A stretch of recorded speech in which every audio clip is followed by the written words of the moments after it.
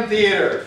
And so we're going to do a couple of different types of improv for you tonight. Our first set is going to be a series of games. We call it short form improv.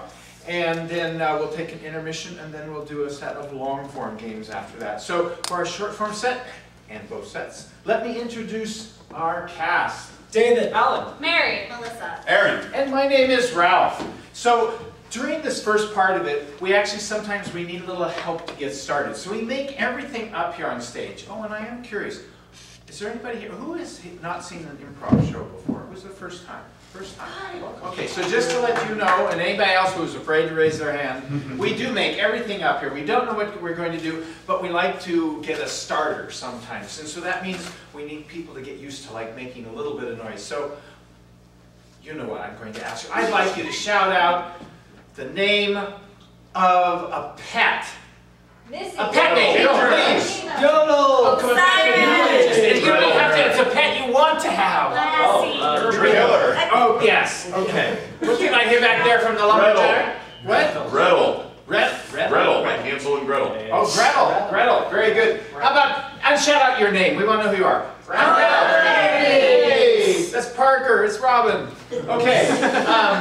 That's eerie, isn't it? So, I heard that name. I'm pretending I can hear whenever he shouts. And sometimes we ask for things like, how about a color? Just name a color. Let's hear a color. Perfect. Great. I can't hear any of those. Let's hear color from this side. Red. Oh, that's better. I heard a violet or violence or something. And let's have a food group over here.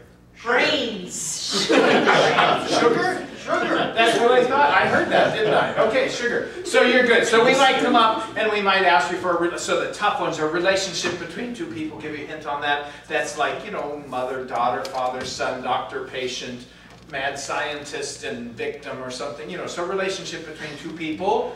Or we might ask you for a non-geographic location. So non-geographic means not New York or San Francisco, but a bus stop, a restaurant, you know, the back room of a closet or something like that. I don't know. Anyway, and then we'll incorporate that into the scene. So now to get started, am I directing this? Yes. We said that. Okay, we're going to tell you a story. So this game, I'll tell you the name. It's called Story, Story, Die. We play it very frequently, and we're still not very good at it. But we're going to tell you a story, and would you please tell me the title of this story that you've never heard, but you want to hear? My mother killed my cat. What was this right here? I heard a story. Gremlins in the night. Gremlins in the night. We'll take Gremlins in the night. So what we're going to do is I'm going to point at individuals, and they're going to tell a piece of the story, and when my finger moves on, then somebody else starts telling the story. Now, what happens is if anybody hesitates when they're telling the story, if they make a grammatical mistake, if you just don't like what they're saying, if it doesn't make any sense, if they say, or if they repeat the last word. So let's have an example of repeat the last word. So we'll start with Mary. Just start in the middle of some story. This isn't the story you're going to hear. It's a different story. And the little girl started brushing her hair, and she died. And then what you do is you yell die whenever you hear that. So it's up to you, or else we're going to be up here forever if you don't yell die. So and you yell die. So let's try that one time. Die. It was louder up here, wasn't it? No, that was good. That was, yeah, okay, good. That's the problem. That's why I'm directing. I can't hear you. Okay, so you yell die whenever you see anything like that, and we'll see how this story goes. So what about this gremlin? Gremlins in the night. Gremlins in the night. Let's curve around here like that. So we'll start with this story here, the gremlin in the night. Once upon a time, there was a gremlin named Shrog. And Shrog lived in a house that was tall and purple. And it was on the end of the street. It was a cul-de-sac, and so the kids would go there on Halloween, and they would ask for candy. They would say, "Trick or treat," and I want to get some candy. And Shrog would say, my, little one, you look tempting and tasty. I want to eat you! And the kids would run away screaming, and he became known in the neighborhood as Shrog the Children Eater. And he had a small box, which he used to keep small children in. And she died. Okay. So may we have a method of death? May I have a method of death, please, from the audience? Stuttering to death. Eaten by Shrog. Drowning. Eaten by Shrog. Knock, knock, trick or treat. Trick or treat.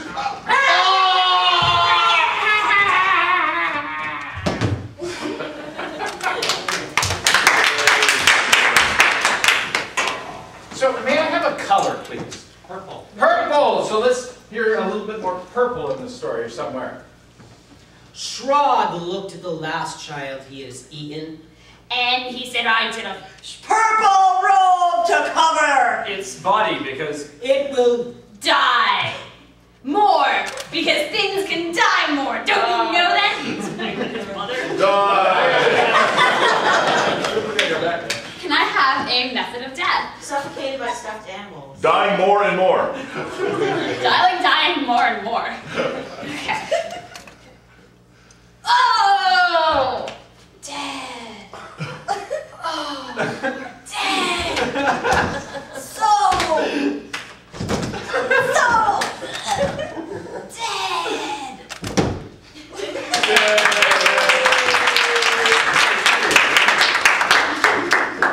May I have an emotion, just the name of an emotion, from this side over here. Love. Concern. Love! We'll take love. Love the selfish children, but I want to eat them. I can't love them. At the same time, what shall I do with myself. I know? I will find a special Person, maybe someone else to love me. that I will make my friend. And they will love me and I will love them, and We will share the happiness that can come from two people in eating. and Children! They will also be children because it's important to me. Maybe There'll be a cannibal because I need someone who will eat children with me. and understand my Because die. me. How would you like to see me die? Embarrassment. Oh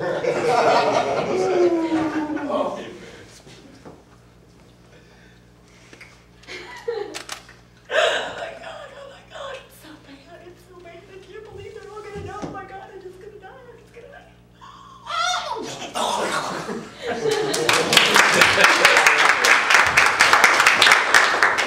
Okay, we are on the final chapter. And what's this chapter title? What's that? The epilogue. The epilogue? The epilogue. The epilogue. The entrapment epilogue. We'll switch those together. Shrog met his new friend at a cafe. Her name was Alice. Alice looked at him and thought, my God, you are A gremlin. who is the type of person That I always wanted. to love, because My family was from Transylvania, and they were all vampires. And so I wanted someone who understood the joys of eating people and living off the body that's left in front of you. So let's get some ketchup while we go hunting. They left the cafe and went to the playground. where there was ketchup all over the slide, because this Children had been eating. Right. They have a method of death. Watching an exercise video. Watching an exercise video.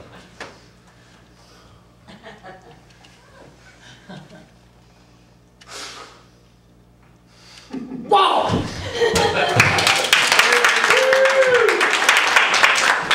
So now Alan is going to tell you the moral of the story, and if you don't like it, you know what you can do. even gremlins can find true love. Oh, we're gonna play genre switch for you guys. So we're going to start a scene, the two of us, and whenever anything kind of inspires you, or you know, if you just waited around a little too long, just yell out a genre, a book or a movie genre, like Western or musical or anything like that, and we will switch into that genre. So to start off, can I get an object smaller than a toaster? A yo-yo. Beancake. A small disco ball. I'll take beanbag, thank you.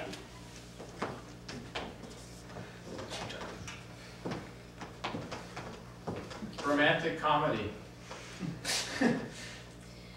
So here's all of your tests that I did for you, Joe. You're so good at that. Thanks, Juliet. I don't pay any attention to you. Because of your glasses and you're nerdy. Boxing match. But I decided to get tough. Kick some ass.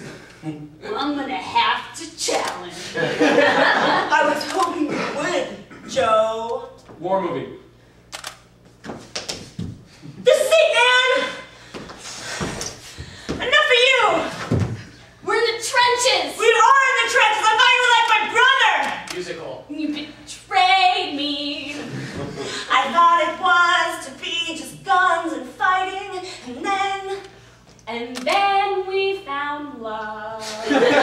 Looking down the gun. More. Victorian. Darling. Don't get so close, that's improper. Darling, I can see half of an ankle of the side of your body. Oh, getting fresh. Who's that? Mr. Wilson. It's quite suggestive. Oh.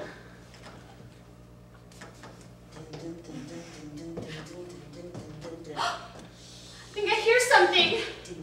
I'm gonna run around and do nothing productive.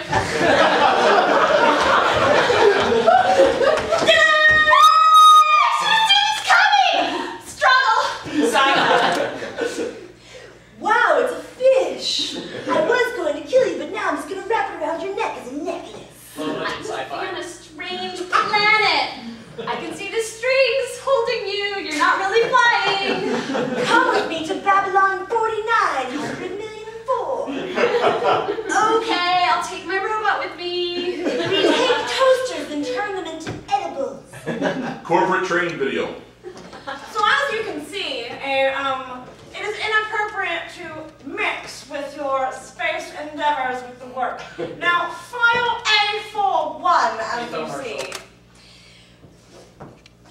I'm really excited about this product. I have been really excited about this product for like a million years. It comes in lots of different colors. Like green, red, gray, and white. And now it sparkles.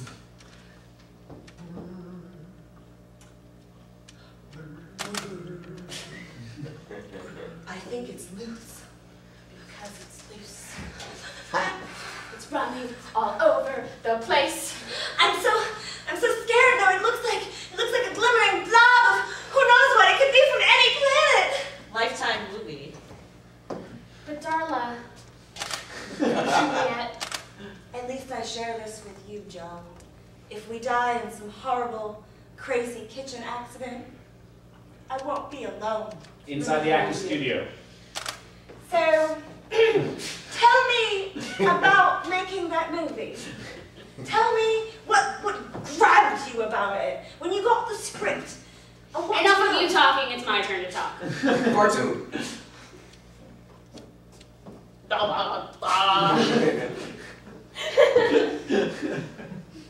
Conspiracy documentary.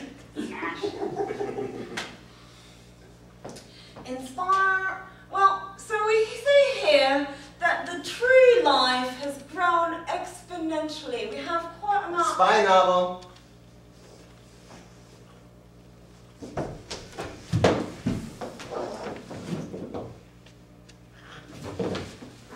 Is someone following me? Oh, look, there's a piece of paper right here. Oh. You were outside the bookstore last night. Western. So I'm gonna have to take you in. You got a problem? You think you own these streets? Well, I'm the sheriff of this here town, and Spaghetti Western. So I'm gonna have to do something about that. Low budget spaghetti Western.